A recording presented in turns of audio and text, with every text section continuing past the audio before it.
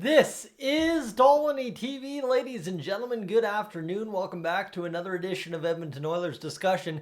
Better yet, I should say good evening and welcome back to another edition of Edmonton Oilers discussion.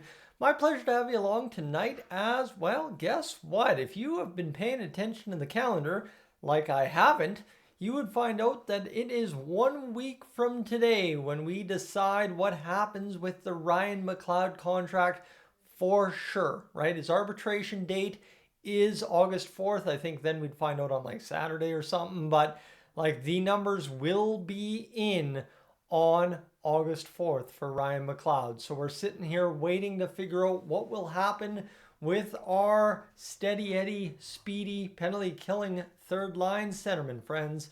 We'll discuss all the outcomes here in a matter of moments, but if you're new to the channel right now, I want to tell you this because all of a sudden I'm starting to see a few scragglers coming here over the course of the summer who aren't yet subscribed. If you're not yet, I would appreciate it simply because then if you are looking for the videos, it's that much easier to find them. You can find them on the subscriptions tab. They show up easier in your home feed, all that good stuff. Anyway, enough about me.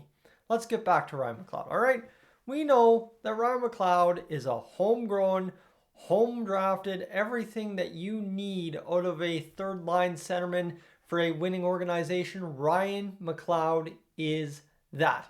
He's young. He's only going to get better. Obviously, there's a lot to be said for parts of his game in terms of, is that good enough? Is this good enough? But the biggest thing I've seen right now over the past probably month since we knew Ryan McLeod is going to take the Oilers to arbitration is the fact that fans are somewhat souring on him. And this is the part that I kind of just don't understand at all, is why Oilers fans would be souring on a guy, Ryan McLeod, third line center, by the way, who had a pretty good playoffs against the Vegas Golden Knights in that series, might I mind you, and as well as a third line guy who just does not get time of day in the Oilers' dynamic offense because he is in that third line center role. Just for reference, Ryan McLeod this past season played 57 games, 11 goals, 12 assists, 23 points. Like, well, 23 points ain't all that special, especially not for that $2.5 million I've heard has been referenced. Well, might I add to you here, he's got 45 points in 138 games played. That as well, it counts 10 games played where he only had 1 point way back in 2021. So keep that in mind. It's about 128 games for 44 points, and 23 of them came last season. So he's getting better and better by the year. But you have to kind of look at the 82 game average on that. 23 points divided by 57 times 82 is actually 33 points.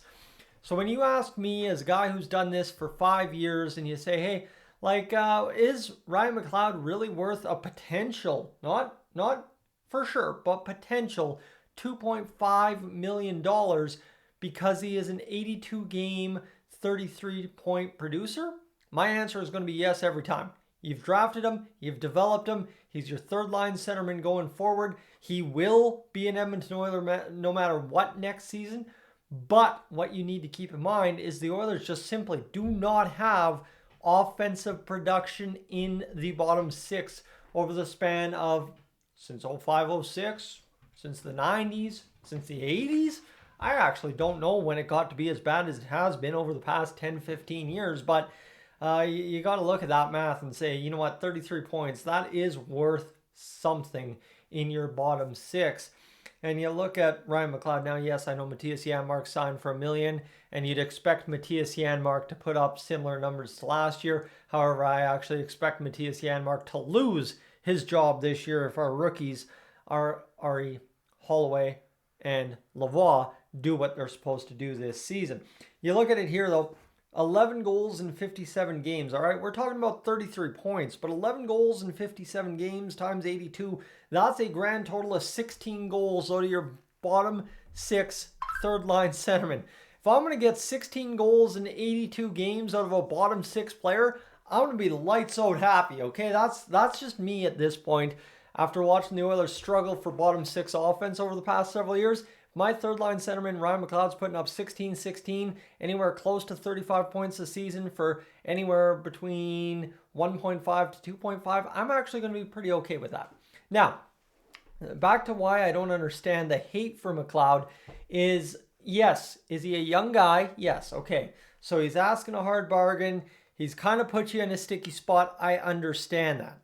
But he's 6'2", he's 207 and 23 years old. This will be his fourth NHL season. This will be his third full NHL season. So when you're talking about a guy, well, he doesn't hit hard enough, or he doesn't get into the corners enough, he doesn't get to the front of the net enough. He's 23, right? And we're talking about a team that should not be forcing any more young guys to be prominent roles. And I'm sorry, to be honest with you, 23 at the NHL level with Ken Holland at the helm of your franchise is still a young guy. If you're being honest with yourself, look back at his time in Detroit. Unlike Edmonton, it was very steady Eddie in terms of when guys came up, and it was very much later than your typical Edmonton Oilers. Hey, they're 18. Throw them in for 9 games that we've seen over the past several years. So that's just my opinion there, is I think Ryan McLeod will only get better with time. Obviously, the arbitration, I'll put it this way. He did the team a favor.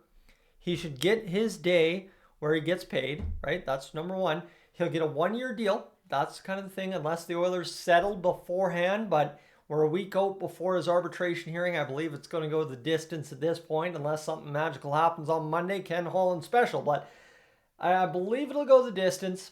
And when it comes down to it, it's a 1-year deal. Big whoop for Mr. Ryan McLeod. Good enough. 1-year deal. We're good. And end of the day, cap goes up next year and all solves itself, right? And to kind of add to this one, we'll have the discussion later on today, or I'll schedule it for tomorrow. Stay tuned. But everybody's worried about the Connor McDavid and Leon Draisaitl extensions, okay? And how something like this could potentially play into it, how Evan Bouchard plays into it.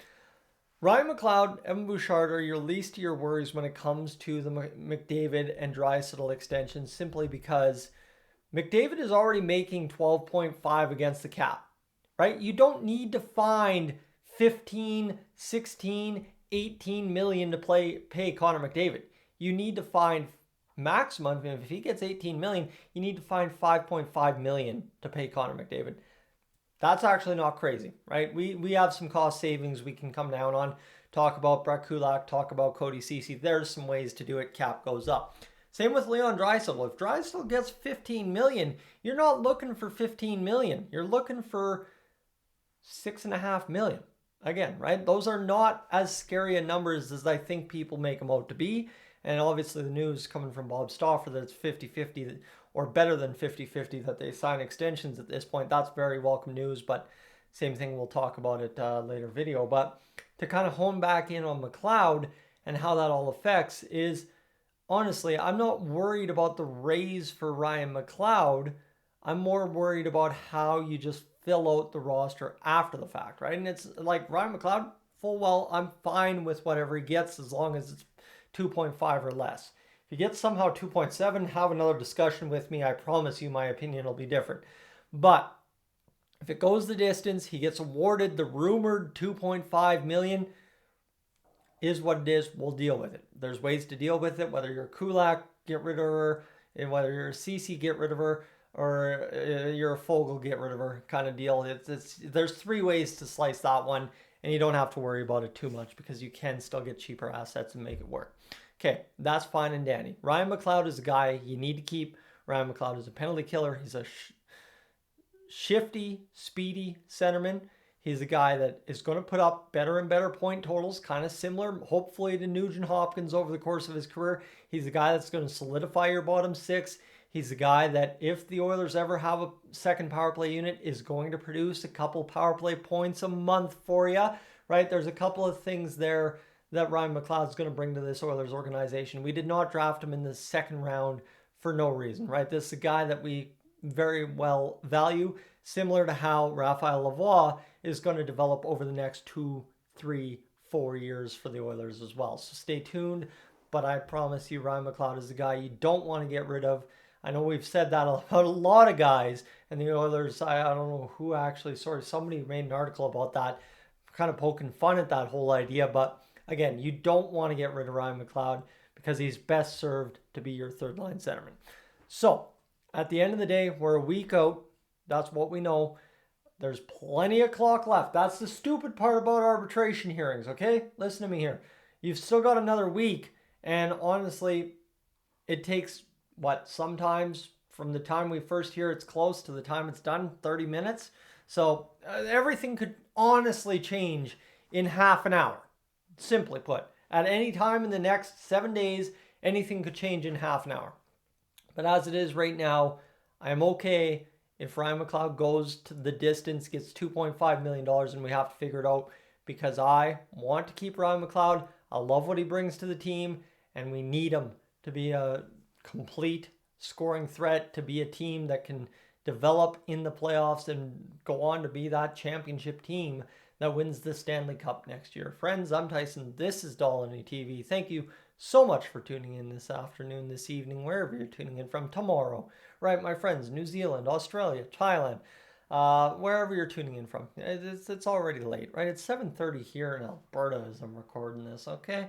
So, heck, you know what, my friends in Newfoundland tonight, it's already midnight out there. So happy tomorrow. I'll catch you tomorrow, more than likely, for most of you, with a video on Draisaitl and McDavid talking about potential extensions. I'm up on, out of here.